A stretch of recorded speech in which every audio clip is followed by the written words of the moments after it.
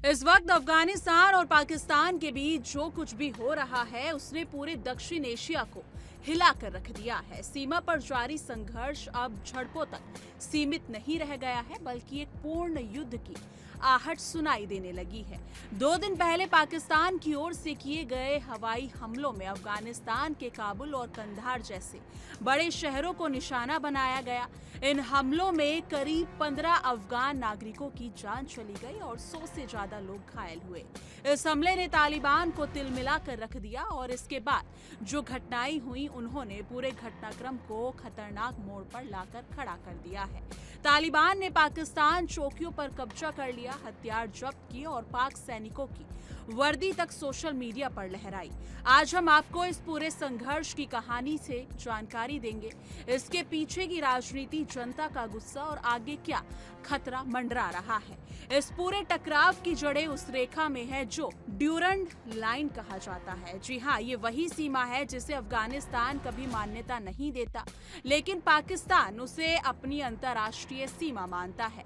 दरअसल पाकिस्तान लंबे समय से आरोप लगाता रहा है कि अफगानिस्तान की जमीन से आतंकवादी उसकी सीमाओं के भीतर घुसपैठ कर रहे हैं। इसी बहाने उसने हाल ही में अफगानिस्तान के काबुल और कंधार शहरों पर एयर स्ट्राइक कर दी। पाकिस्तान का दावा था कि ये हमले आतंकी ठिकानों पर किए गए, लेकिन हकीकत ये है कि इन हमलों में आम नागरिक मारे गए, महिलाओं और बच्चों की जान गई, जिससे अफगान जनता में गुस्से की लहर दौड़ गई।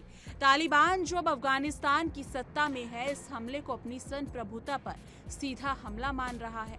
पाकिस्तानी हमले के जवाब में तालिबान ने जो कदम उठाया वो पाकिस्तान के लिए किसी झटके से कम नहीं था। तालिबान लड़ाकों ने ड्यूरंड लाइन के पास स्थित कई पाकिस्तानी चौकियों पर धावा बोला और कब्जा कर लिया। उन्होंने दावा किया कि दर्जनों पाक सैनिकों को या तो मार गिराया गया या वो भाग खड़े हुए। यही नहीं, तालिबान ने इन चौकियों से भारी मात्रा में हथियार और गोला बारूद जब्त किए। सबसे चौंकाने वाली तस्वीरें तब सामने आई जब सोशल मीडिया पर वायरल हुए एक वीडियो में तालिबान के लड़ाके एक पाकिस्तानी T-55 टैंक पर सवार होकर जश्न मनाते दिखे। दूसरी वायरल वीडियो में वो पाक सैनिकों की वर्दी और हथियार हवा में लहराते नजर आए। इन तस्वीरों ने पाकिस्तान की प्रतिष्ठा को तकड़ा झटका दिया और दिखा दिया कि तालिबान अब सिर्फ राजनीतिक संगठन नहीं बल्कि सैन्य ताकत के रूप में भी उभर चुका है। इस पूरे संघर्ष में एक और पहलू बहुत अहम है और वो है आम अफगान नागरिकों का रुख। जिस तालिबान को कभी आम लोग कट्टर मानकर डरते थे, अब वही तालिबान उन्हें पाकिस्तान से बचाने वाला प्रतीत हो रहा है। जी हाँ, कंधार, पंक्तिया, नंगहार जैसे प्रांतों से आ रही रिपोर्ट्स के मुताबिक वहां के स्थानीय लोग खुलकर पाकिस्तान के खिलाफ बोल रहे हैं और तालिबान का साथ देने की बात कर रहे हैं। कंधार के एक युवा ने कहा, अगर जरूरत पड़ी तो हम भी मुजाहिदीन के साथ हथियार उठाएंगे। वहीं पंक्तिया के एक बुजुर्ग बोले, पाकिस्तान ने हमें हमेशा धोखा दिया है, वक्त है कि हम तालिबान के साथ खड़े हों। ये बदलाव बेहद महत्वपूर्ण है क्योंकि ये न केवल तालिबान को स्थानीय समर्थन देता है बल्कि पाकिस्तान के लिए एक बड़ा रणनीतिक खतरा बन जाता है। यहाँ तक कि काबुल जैसे बड़े और अपेक्षाकृत आधुनिक शहरों में भी लोग कह रहे हैं कि कोई विदेशी ताकत हमारे देश में दखल देने का अधिकार नहीं रखती। बुधवार शाम को पाकिस्तान और अफगानिस्तान के बीच 48 घंटे का अस्थायी सीज फायर लागू किया गया है।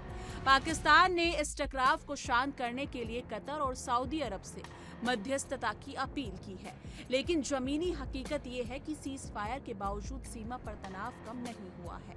गोलियां भले कुछ देर के लिए रुकी हों, लेकिन दिलों में उठी आग अब और भड़क रही है। अफगान तालिबान ने साफ कर दिया है कि वो अपने देश की संप्रभुता पर कोई समझौता नहीं करेगा और अफगान नागरिकों का कहना है कि अब ये लड़ाई सीज फायर की नहीं बल्कि इज्जत की है।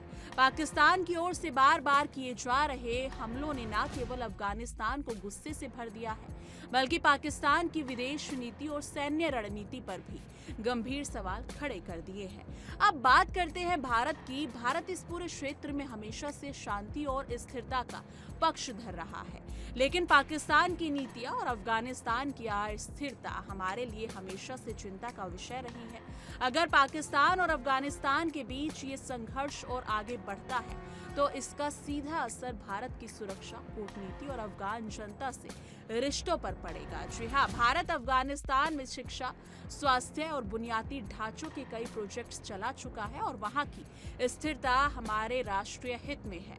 ऐसे में यही युद्ध जैसी स्थिति बनती है तो भारत को बेहद संतुलित और रणनीतिक सोच के साथ आगे बढ़ना होगा।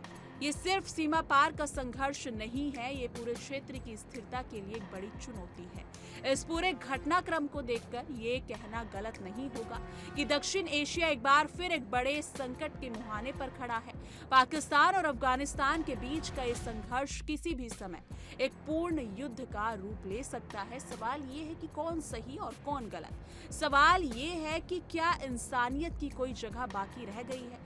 15 निर्दोष लोगों की जान गई और अगर ये सिलसिला नहीं रुका तो आगे और कितनी जाने जाएंगी। तालिबान की नीतियों से भले दुनिया को समस्या हो, लेकिन पाकिस्तान की ओर से नागरिक इलाकों पर हमले किसी भी लिहाज से जायज नहीं ठहराए जा सकते। अब सवाल आपसे, क्या तालिबान का जवाब उचित था? क्या पाकिस्तान को अफगानिस्तान की सीमा में घुसकर हमला करना चाहिए था? क्या ये टकराव युद्ध में बदल सकता है? इस मुद्दे को लेकर आप क्या सोचते हैं? कमेंट सेक्शन में अपनी राय जरूर साझा कीजिएगा।